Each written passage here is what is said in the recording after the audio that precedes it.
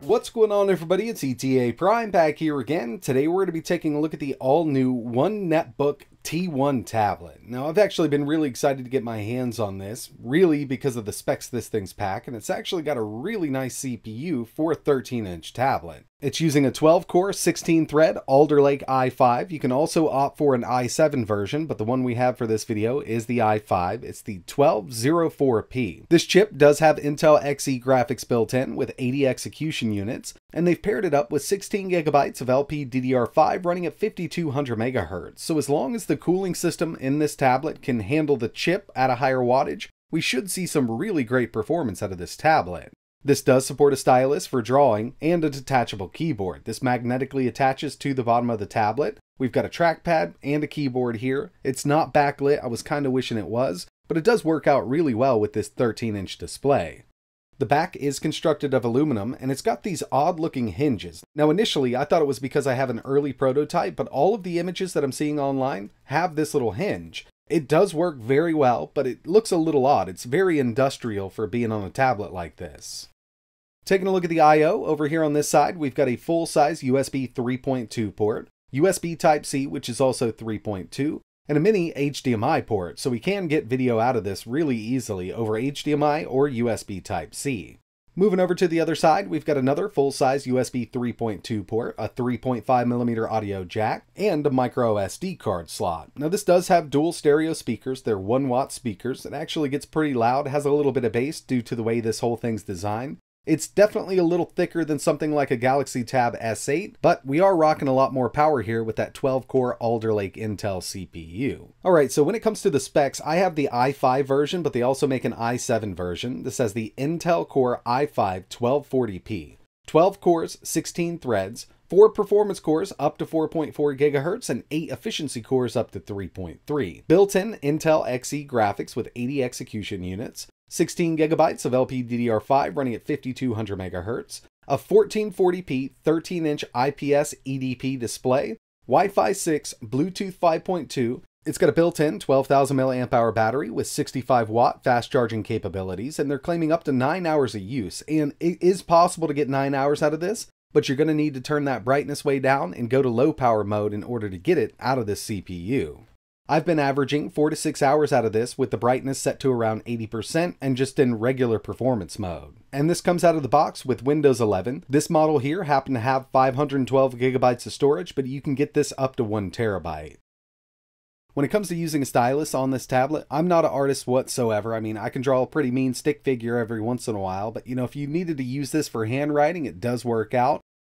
But I really can't comment on this as a drawing tablet because I'm not an artist myself.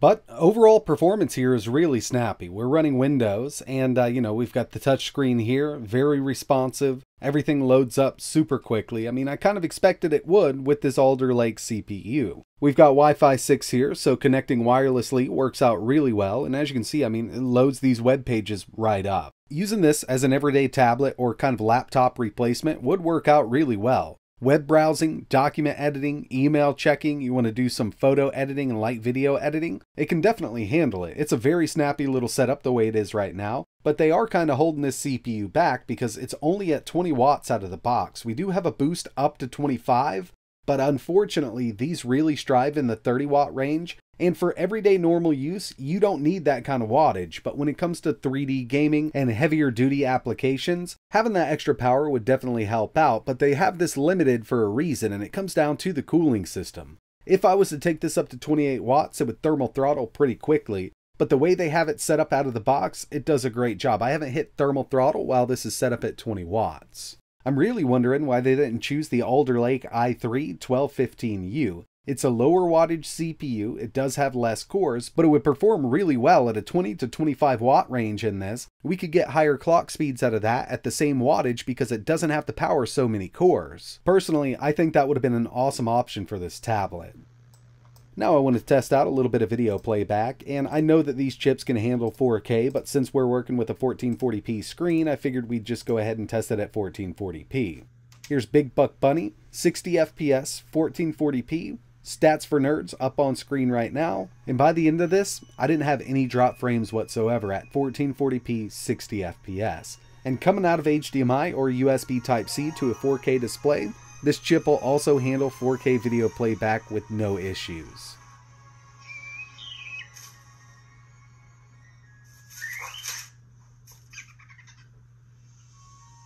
The next thing I wanted to take a look at were a couple benchmarks I ran on this unit. And the first one here is Geekbench 5, looking really good on the single and multi, given that this is only running at a maximum of around 24 watts when it's boosted up. Single core, 1612, multi, 7795. Not bad at all. Next thing I ran was 3D Mark. Here's Night Raid with a total score of 13,318. We could get much higher scores here if we could up the TDP on this safely, but unfortunately 24 watts with that max boost here is it. But that's not going to stop me from testing out some PC games and some emulators, so let's go ahead and move over there now.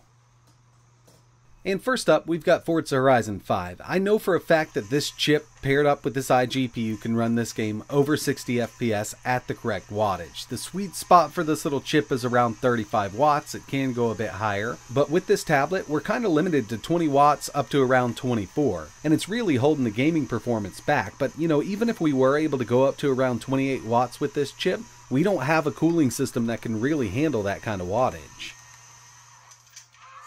Here's Injustice 2, 720p low, and yeah, this will definitely run at 60. This is one of those games that actually works really well on lower end chips. We don't need to pull as much from this setup here to run this game at 720p low, 60 FPS, so it does work well, and there will be other games that run perfectly fine on this setup the way it is.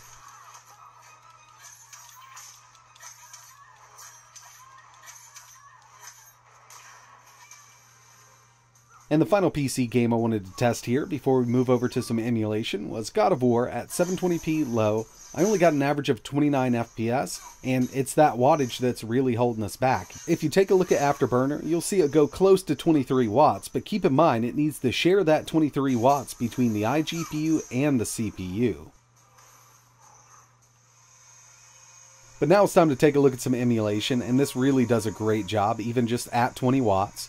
We've got PS2 using PCSX2, 1080p, DirectX 11, Gran Turismo 4 running at full speed. Getting some great performance out of this, and I'll say it again, I've had really good luck with Alder Lake chips and emulation, even the lower end i3s. Wii, using the Dolphin emulator, 1080p, DirectX 11, again, super smooth 60 FPS, looking really good here. And the last one I tested was PS3, and with some of the harder ones we do need more wattage, so it's really not going to cut it at 60, but there's still games that are going to be playable with the RPCS3 emulator at 20 watts. Here we have Tekken 6, 60 FPS, Vulkan back in, so this chip does work great for emulation at 20 watts, and you know, anything underneath this is going to work out just fine. You want to do some Dreamcast, some Naomi, some N64, some PSP, you'll be good to go with this Alder Lake i5 CPU. So in the end, I do like the design of the tablet. This chip here does have a lot more to offer at a higher wattage, but unfortunately the way it's set up right now with the cooling system and the way they have the TDP set up, it's just not going to reach its maximum potential in this tablet. It does have a lot more to offer at a higher wattage, and like I mentioned, 35 watts is kind of the sweet spot for this thing, and it does perform a lot better with PC gaming at those higher wattages. But this was never meant to be a gaming tablet, and the way it is right now, it does work out well for everyday normal desktop and laptop use.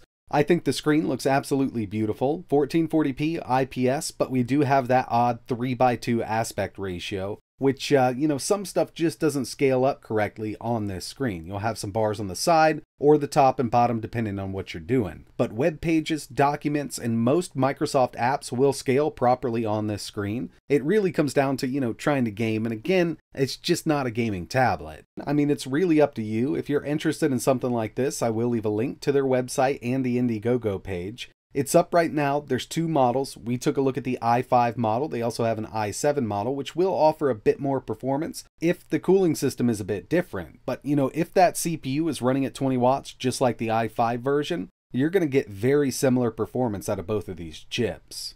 If you have any questions or if there's anything else you want to see running on this tablet, let me know in the comments below. It'd also be pretty cool if you could hit that subscribe button and maybe turn notifications on so you know when I post the next one.